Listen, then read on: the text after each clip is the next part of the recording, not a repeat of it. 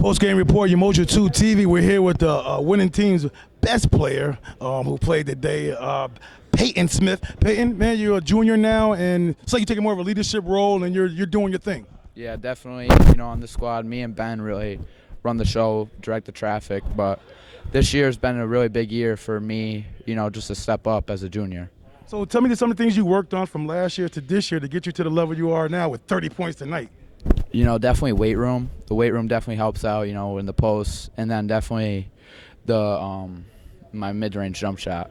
That really just it helps me extend the floor a little bit, and then it creates also space for my teammates like Kwaz. Awesome stuff. So tonight's game, you battled. They had a lot of guys hanging on you and your partner Evan K down low. What was the focus of the game plan for you coming into this game? Definitely our game plan was put it inside. We definitely have an advantage inside pretty much every night. And then that usually opens up the outside for Ben and Noah Williamson. So talk to me, what are your goals for now, from now on to the to the end of the season? What's your goals? Definitely out, win Foothills, and then just make a deep run in sectionals. Hopefully do some damage there. The goal is, win sectionals. I really think that this is the year for us to do it. Okay, I know you probably hear this question all the time. I'm going to jump right to it. Talk to me what it's like playing for your dad. What's the expectations? How do you manage that? You're a guy on the team, so it's kind of probably hard for teammates to get in the locker room and trash your dad or get upset as the coach. How do you manage that kind of situation?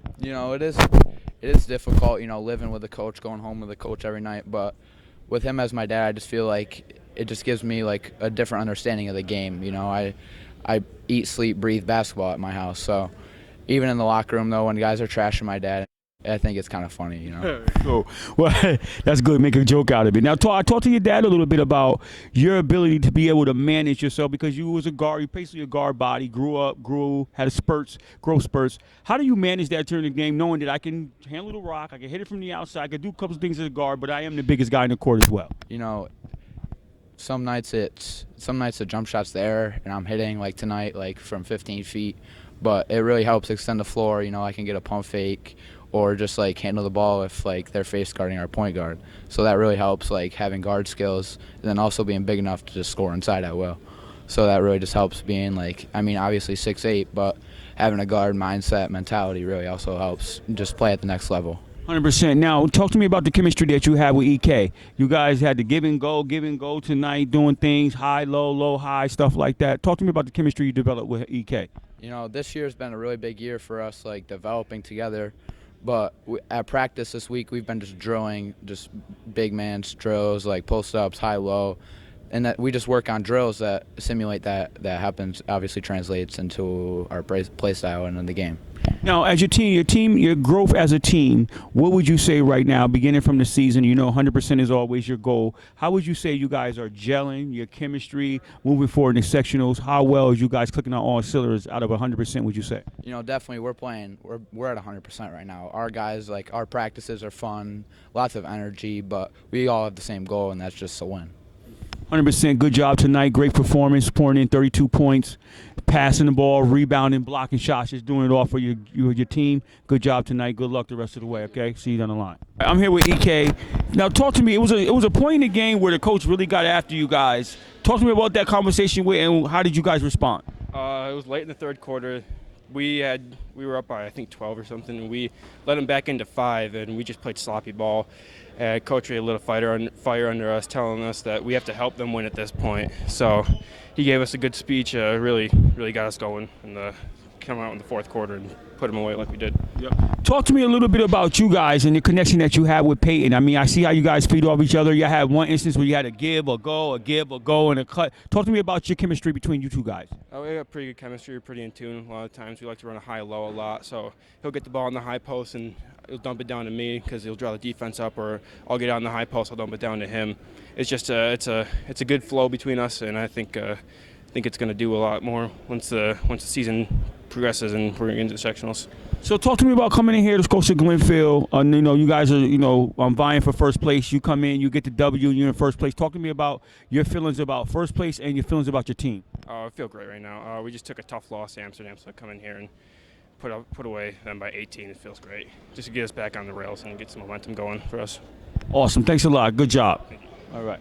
I'm here with Coach Smith. of the Hudson Falls Tigers. Coach, talk to me about a game. You coming in here, you come up with a tough loss and getting Amsterdam. Tell me what you want to do and what you want to see in a bounce back game like this one against a tough Scotia Glenville team. Absolutely, we had a very good week of practice. We didn't play defensively well enough against Amsterdam. We got out rebounded for the first time this season. So this week of practice, we really focused on getting ourselves into the post, feeding our big guys. We know we've got a size advantage every night. When Peyton decides to park his butt in the post, he's pretty tough to guard. And the tandem of him and Kwasniewski play so well around the rim together. At times they've gotten in each other's way, but we've kind of sorted that out this year, and we've done a better job of moving the ball. Tonight they really tried to take away our shooters. They took Schwartz completely away from us tonight, and he's been our second leading scorer all season long. So taking him away at the three-point line, they have a choice. They can either take him away and single cover us on the post, or they can dig down and we're going to spray it out. Both my big guys are willing passers, so they do a really good job of moving the ball, not overshooting, not dribbling into double teams. Tonight they did a nice job of seeing each other on cuts to the lane, and they're both big self-made players. I mean, Kwaz is a self-made player. He's a great football player, great track kid. He's worked hard in the weight room. He's worked hard on his footwork, and he's come a long ways from when he was a young player. So it's been fun to watch. Peyton has developed throughout the years. Came up as always the biggest kid in his class, but always played a guard spot because we knew he was going to probably move up early. So as a freshman, he was playing on the wing as a two guard for us. What was his size? As a ninth grader, he was probably about 6'2", 6'3". Last year, it was a tough year without having. That was the year that we were loaded for bear. I mean, if the Beagle kid had stayed and we had those two big animals, and the Hogan kid that's high jumping at Princeton right now, and we had seasoned, experienced guards, and last year was very frustrating not being on the play. But he was about 6'5", 6'6" last year. He's all of 6'8" now. Still hopefully growing a little because he sleeps so damn much. I'm hoping that's why. So how do you manage that, Coach? Because my thing about it is that just because he's a big fella, he's been in a guard body. Do you want to exclusively have him in the post, or do you want him to exercise a little bit of that guard skill? Because he had a nice little touch from 8 foot in. So talk to me about how you manage that with him, because I know he still wants to flex a little bit from that position. Absolutely. He's got the green light every night. But as our seasons progress, he's been doing a great job. All of our guys have of sharing the ball. He's been averaging almost 20 points a game, but on 14 shots a game. So nobody's shooting the ball a ton. We've had 4 different guys lead us in scoring this year. Most nights we have 3 or 4 guys in double figures. Tonight was a night where they really got after Ben, and it opened it up, and these two kind of took advantage. And I thought Peyton kind of willed himself to some tough shots in the first half. Second half, when his face-up game is probably better than his back-to-the-basket game. Mm-hmm. So from 15 feet in, his elbow jump shot's pretty smooth. So that helps us for him to be able to make that shot. Takes everybody else away from and single covers us with Kwaz in the post. Now in the game, in that third period, you was maintaining somewhat between 8 to 10. I think you got about as high as 12, as I recall. And then the third period, you ripped into your team. Talk to me about what that conversation was a little bit about. And then you congratulated him after effect. Well, that conversation was very much about the fact that we were helping them at that point. Peyton shot an early 3 in the shot clock with like a minute and a half to go. We threw a flat pass at the top of the offense that resulted in a turnover. So those turnovers and early shots allowed them to score 6 or 8 quick points. Otherwise, I thought we had complete control of the game. And then we went out early in the fourth quarter and took it right back. And so, I was very happy. Every time you get after them, you got to praise them too. And they know that I have their best interest at heart. I'm probably hardest on my own son just because that's just the relationship we've always had. Mm-hmm. My expectations are for him and for this entire team are extremely high. One last question here. So looking at your season progressing, say we looked at it and we said, okay, 100% is where we want to be. Going into the sectional round, coming closer, closing out the end of the season, where would you say your team is at out of that 100%? On any given day, because they're high school kids. I'd say we're probably at about 85% of where we want to be. There's still a lot of stuff that we can clean up. A few more things we need to put in, some things we need to install, and then we need to prepare ourselves for some different styles of play.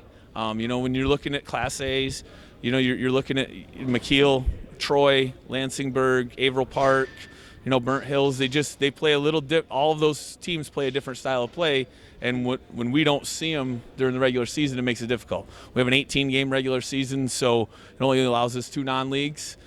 We've seen them in the postseason or in the off season, summer league, but to see them at the end of the year, we've got to get ourselves ready for teams that want to press us. Obviously that was what our kryptonite was 2 years ago against Lansingburg. I think this team handles that kind of pressure. We've got kids that have played at a real high level AAU, so they've played in those environments. So that has changed our program where we feel a little more prepared for that now. Awesome. Well, anything you want to catch, just check out our catalog on your Moser 2 TV. You want any updates on teams? Coach, it's a pleasure having you on. Good luck the rest of the way. We see you down in front, 100%.